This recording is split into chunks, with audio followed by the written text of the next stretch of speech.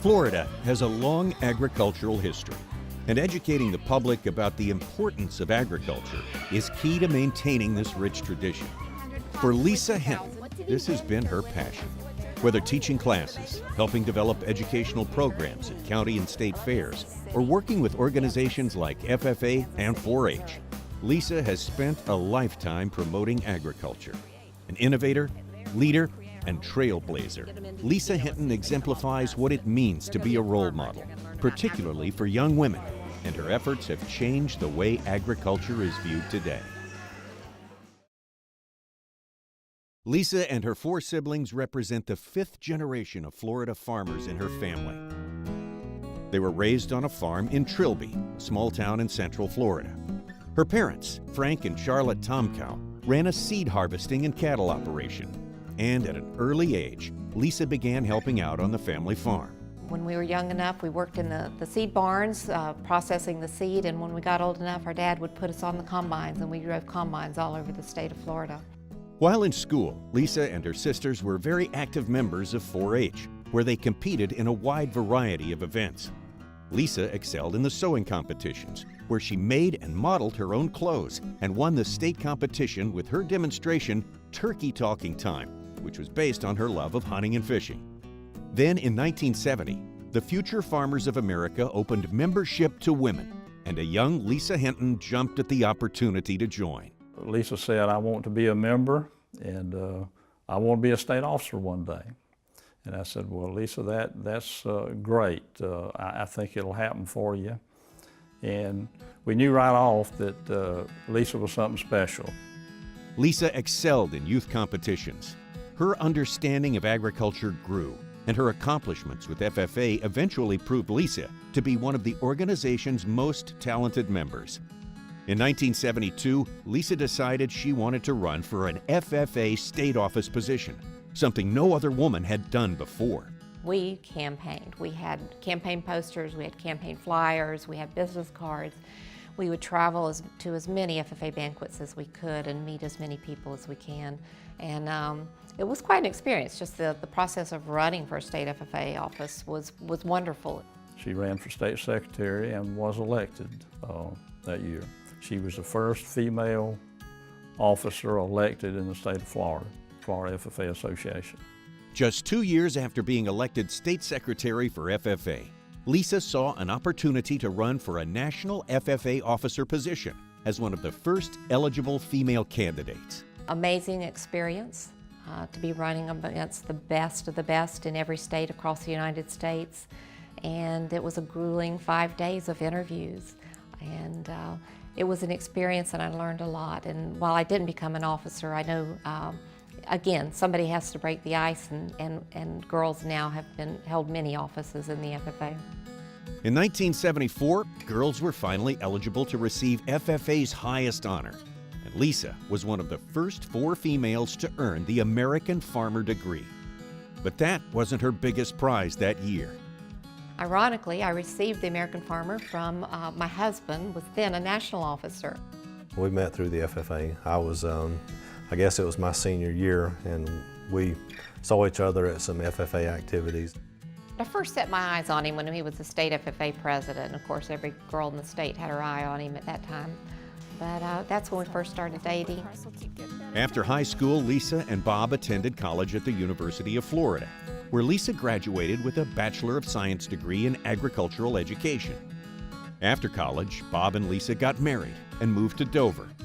Bob began farming with his family, and Lisa started her first job teaching agriculture classes at Eisenhower Middle School. A year later, she began teaching at East Bay High School, where Lisa and her students were asked to design a petting zoo for the state fair. Impressed by her work, Florida State Fair Chairman Doyle Carlton Jr. offered her the job of Director of Agribusiness. Taking the same path as his father, Doyle Carlton III joined the Florida State Fair Board in 2003, and in 2011, he too was elected chairman.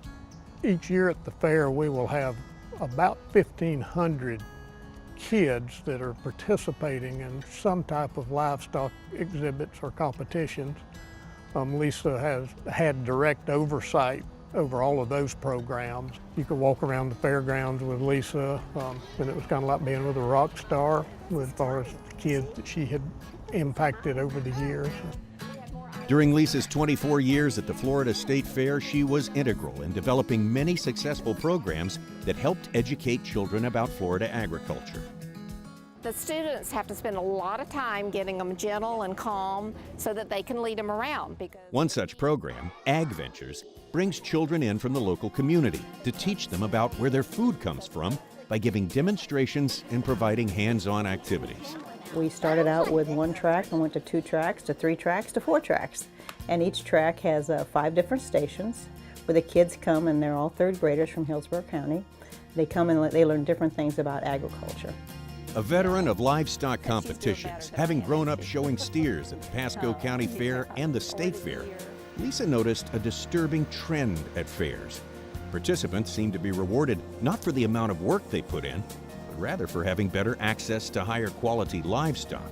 With the development of the Champion of Champions and the Steer Futurity programs, the focus of livestock competitions moved from the animal to the child's efforts.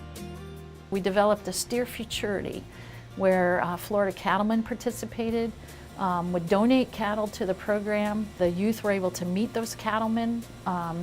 Those cattle were brought back to the fair and shown, and then through the Futurity, those kids would get paid based on achievement in record books, in a skill-a-thon, in illustrated talks and demonstrations, interacting with the public. We went to a program, and Lisa developed the program where we were beginning to raise grand champion students and exhibitors versus the focus being so much on the animal. The animal was the vehicle to raise grand champion students. So it didn't matter if you were showing a chicken or a steer.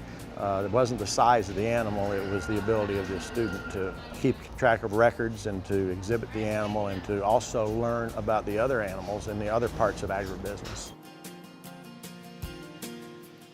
Lisa was successful at improving agricultural education and competition, and many of her programs have since been adopted by fairs around the country.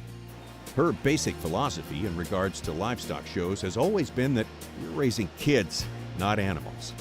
She is such a great example of someone who was a pioneer in the Florida FFA Association, who was a pioneer at the Florida State Fair with creating educational programs for youth livestock exhibitors. She's been a pioneer in the Florida Federation of Fairs, and so I think young women like myself look at her and we see the potential that we can have, the potential impact that we can have in our industry, because that's exactly what she's done. So is this the first time y'all have done Ag Venture? In 2002, Lisa was inducted into the Florida 4-H Hall of Fame for her lifetime contributions. And in 2009, she was inducted into the Florida Federation of Fairs Hall of Fame for her exceptional service. After her retirement from the Florida State Fair in 2006, Lisa seized another opportunity to promote agricultural education on a state and national level, and is now serving as the Executive Director of the Florida Federation of Fairs. Good morning. Good morning. So another fair, here we are. Absolutely. Today, Lisa remains as passionate as ever about agriculture, and she continues to work to inspire the next generation. She was named the Executive of the Year in 2013 by the International Association of Fairs and Expositions for her work with the fair industry. So, without further ado, I'll turn it over to Lisa.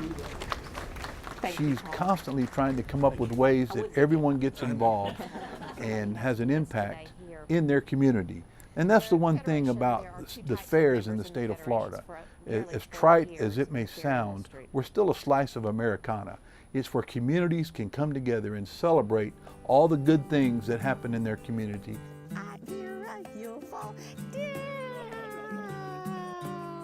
Bob and Lisa are the proud parents of their children, Shane and Melissa, and have always encouraged them to pursue their passion. Shane is currently a professor at the University of Tampa, teaching creative writing, and published his first book this past summer. Following in her parents' footsteps, Melissa was very active in FFA and 4-H, and like her father, was elected state president of FFA. You know, she was always there to help me with walking calves in the afternoon, or just always had crafts for us to make, always welcomed friends coming over to our house. I mean, she was like the original Supermom. She worked really hard in her position at the fair, but she worked probably harder around the house even to make sure that we were not just taken care of, but that we were really having fun and felt loved all the time. Well, that plant's doing good.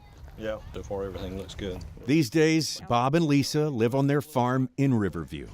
Lisa enjoys spending as much time as she can with family, Did you get one? You picked your own. Okay. especially with her 6 grandkids.